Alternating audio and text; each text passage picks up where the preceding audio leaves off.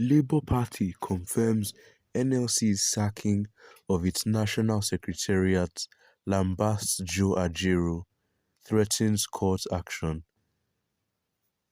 Sahara reporters had reported that the NLC director directed its members on Tuesday to mobilize workers and lay siege to the LP secretariats across the country to protest the party's national convention planned for March 27th. The National Working Committee of the Labour Party has faulted the nationwide picketing of its party secretariats by the Nigeria Labour Congress, describing it as an abuse of power. The LP, in a statement issued by the National Publicity Secretary of the Labour Party, Obiora Ofo, also confirmed that the NLC president, Joe Ajaero, allegedly led a band of lawless persons who are known to have partisan interests in other major political parties to break into its national headquarters in Abuja.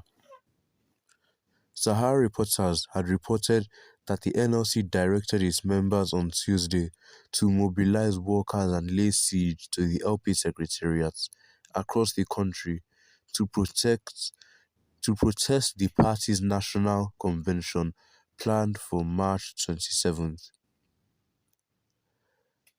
The circular jointly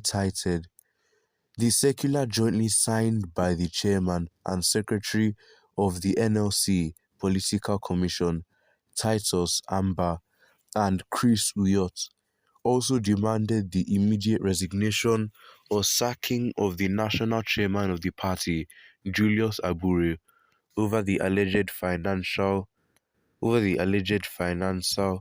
rascality and contempt of the union president, Joe Ajaero.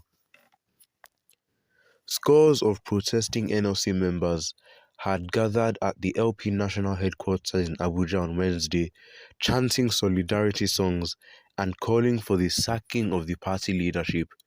But the Labour Party, in a tense moment, said the leadership of the Labour Party has described the unlawful break and entry into its national headquarters by the militant arm of the National Labour Congress (NLC) and a colossal destruction of the properties as a criminal act, a misplacement of priority and action done in bad faith. The party can also note that the president of the NLC, Comrade Joe Ajaero, agreed and inordinate ambition have pushed him into losing every sense of discretion and decency in his recent conduct, be it in his affairs with the workers or even the government. Ajaero's continuous claim that NLC owns the Labour Party is not in any way supported by either the Electoral Act or the Constitution.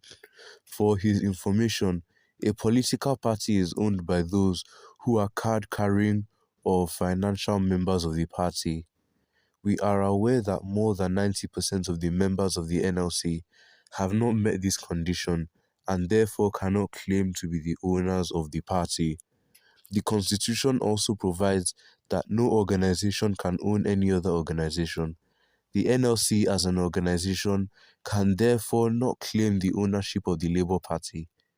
Today, Nigeria is witnessing the worst economic strangulation ever in the history of Nigeria.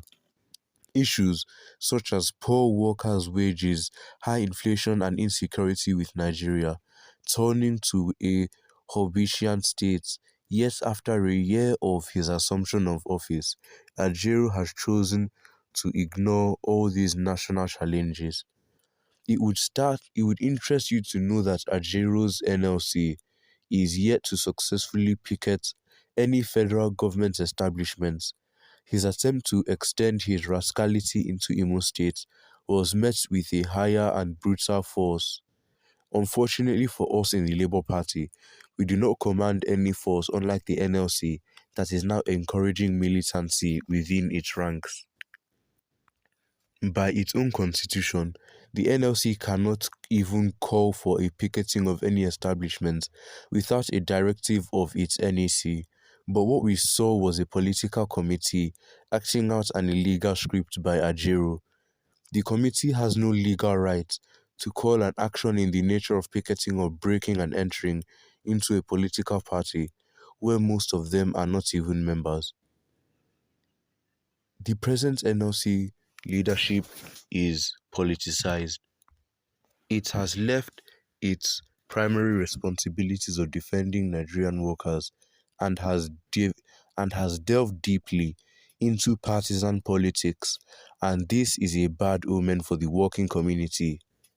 We have earlier advised Ajaero to emulate leadership of Ayuba Waba, Olalaye Quadri, and Festus Osifo, who had or currently passing through a similar route and still maintaining a working relationship with the party. We are, however, reviewing today's criminal actions and disruption of activities in our national headquarters with our legal department for further actions.